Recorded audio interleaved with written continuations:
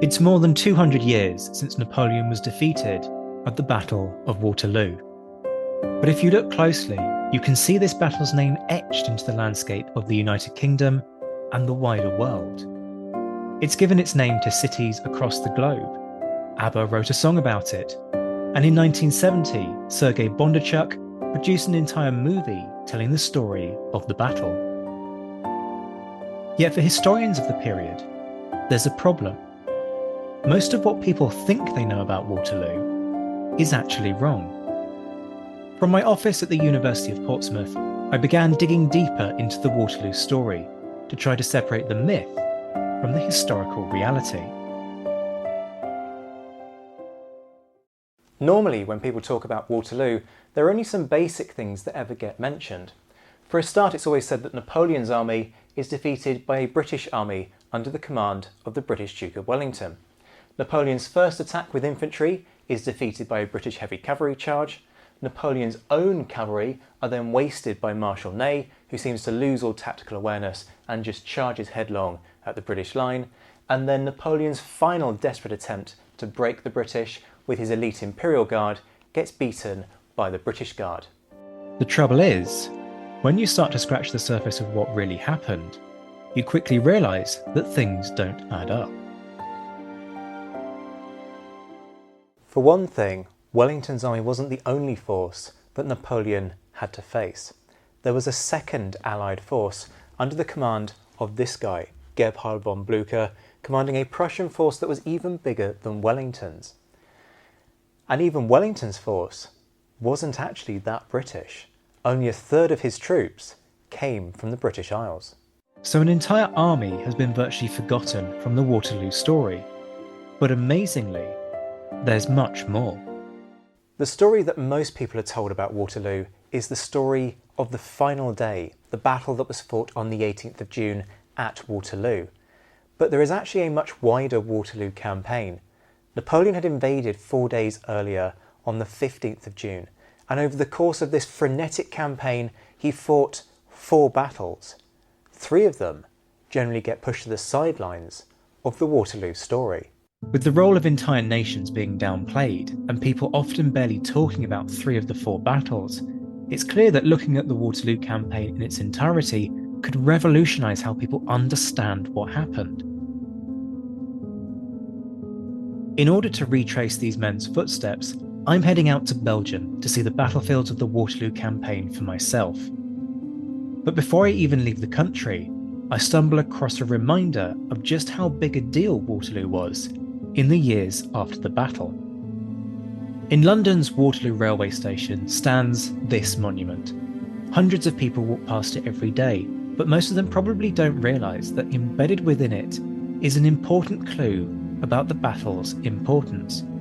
It's a replica of something called the Waterloo Medal, which was given to every British soldier who fought in the campaign. To understand its significance, I needed to speak to Dr. Luke Reynolds, an expert on the way in which Waterloo was remembered in the years after Napoleon's defeat. Hi Luke, Zach White here, how are you doing? Zach, what do I owe the pleasure?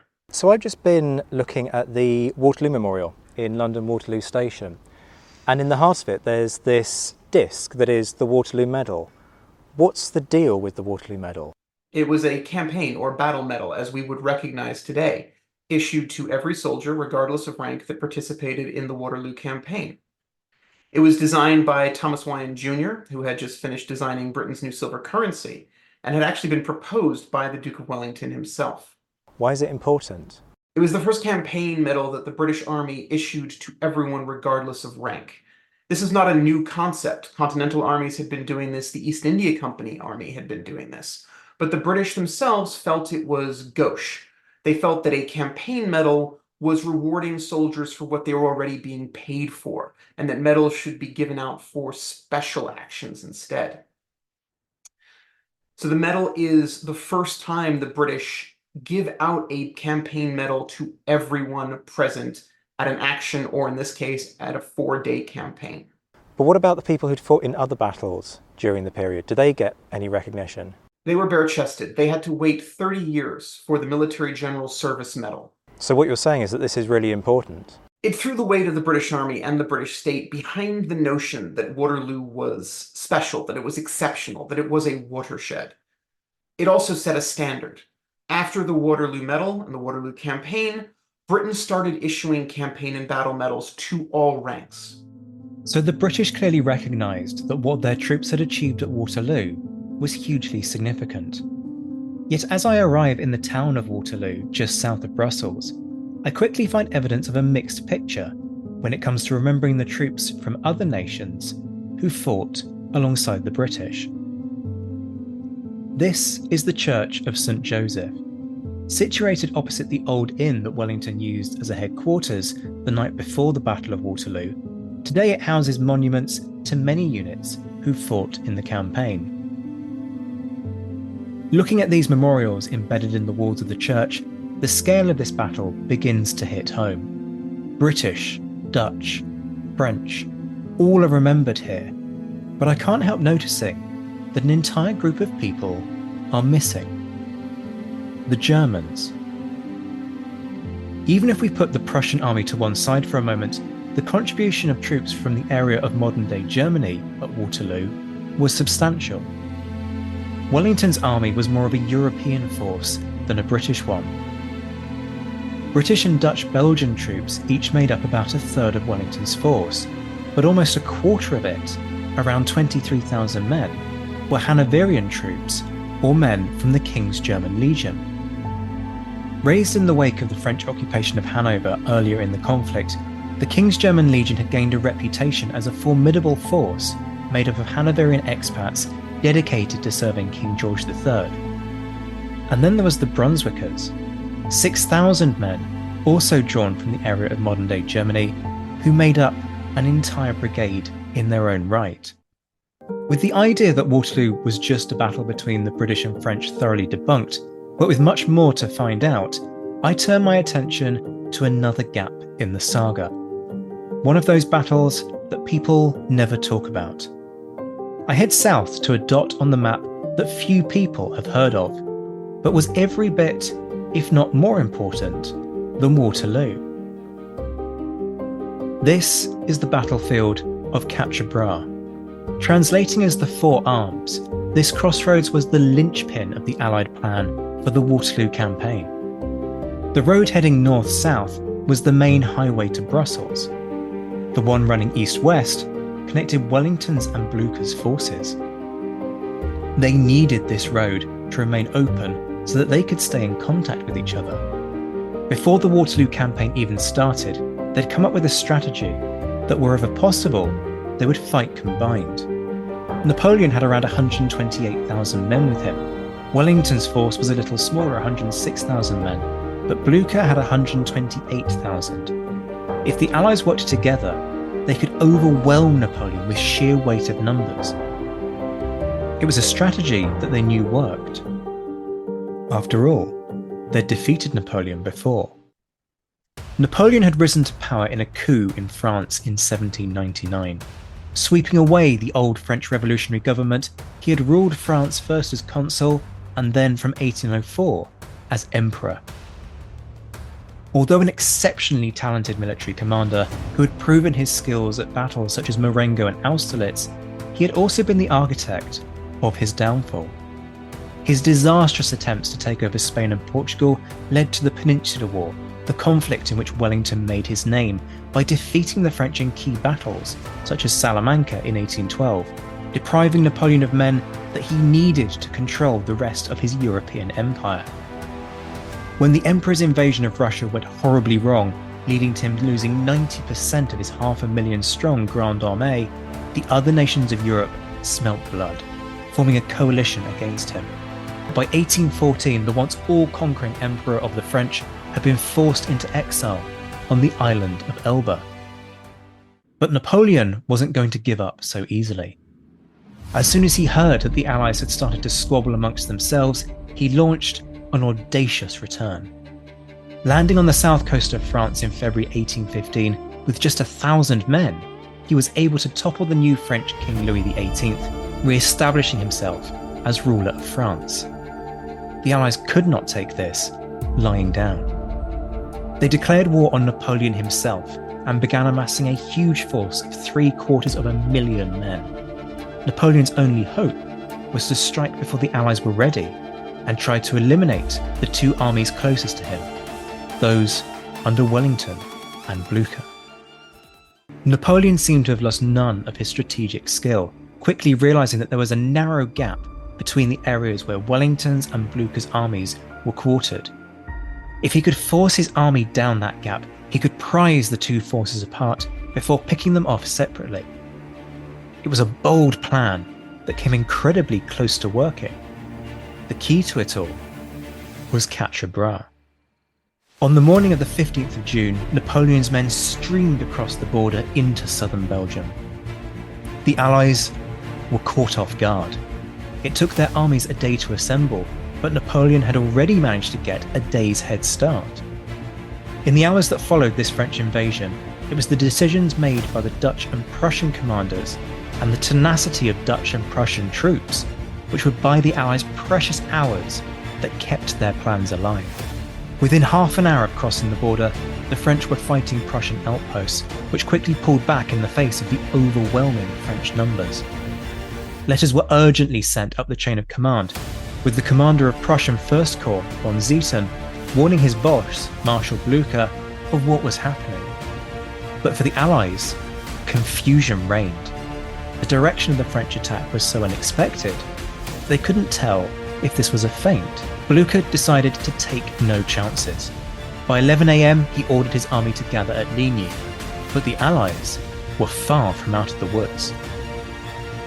Wellington still knew nothing. His forces were spread across the Belgian countryside, clueless that the French army was bearing down on them. It wouldn't be until midday that Blucher wrote warning that the French invasion had begun. By 3 PM, the Prussians had been forced out of Charleroi, enabling the French to keep pushing north.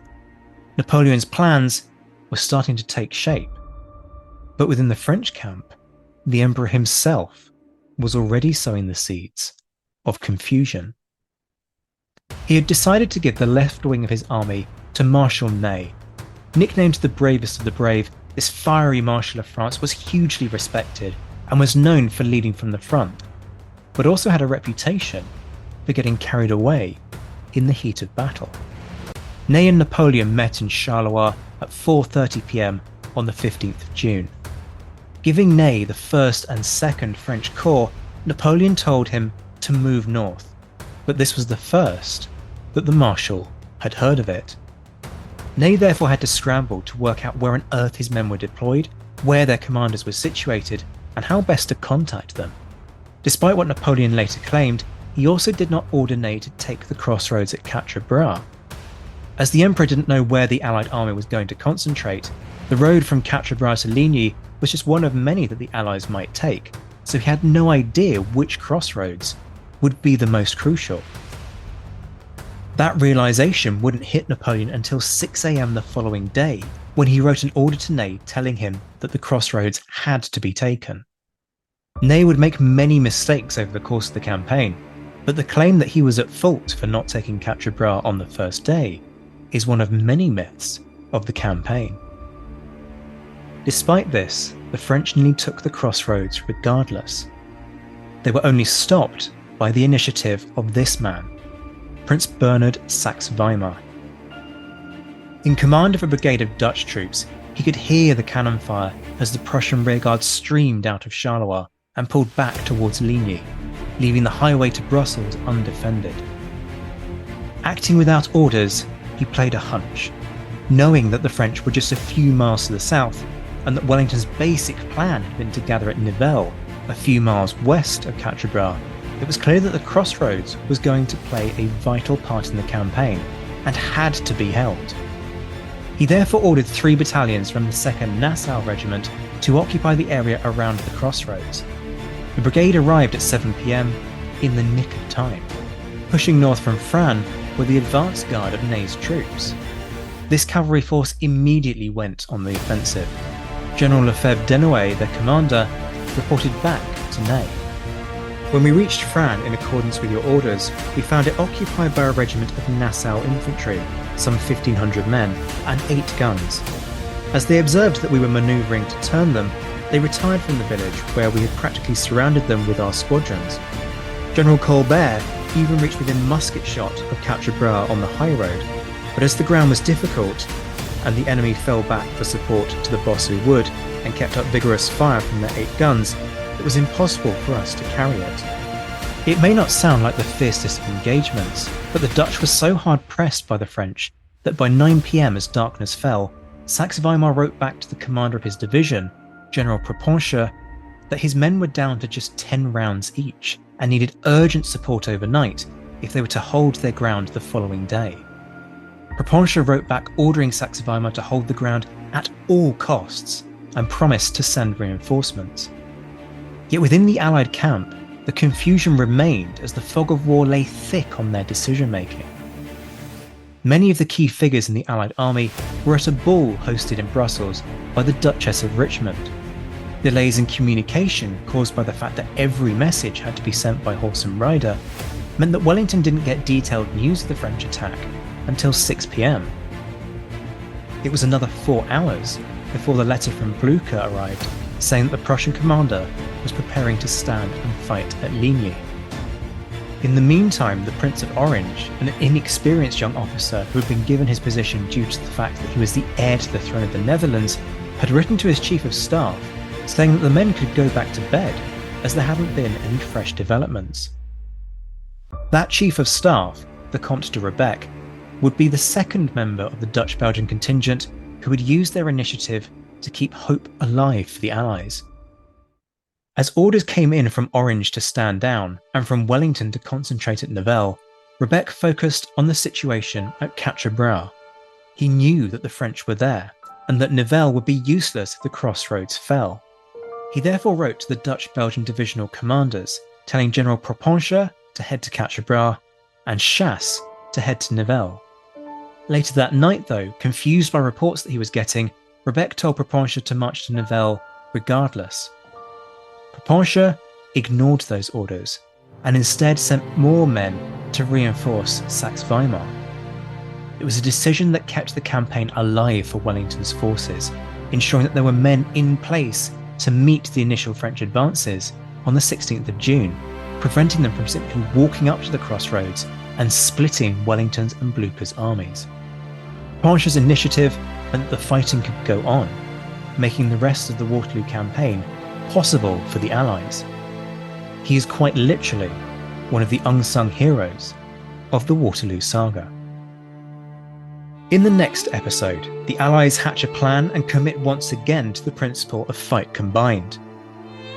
The fighting begins in earnest at Quatre Bras, and Wellington's army begins to crumple under the strain. If you've enjoyed this episode of Waterloo by Air, make sure you like and subscribe to see the next instalment of the series. If you'd like to learn more about the Waterloo campaign, I recommend Gareth Glover's book Waterloo, Myth and Reality. And you can listen to much more about the history of the period on the Napoleonic Wars podcast. If you want to get exclusive and early access to the next episode of the show, head over to patreon.com/the Napoleonic Wars pod.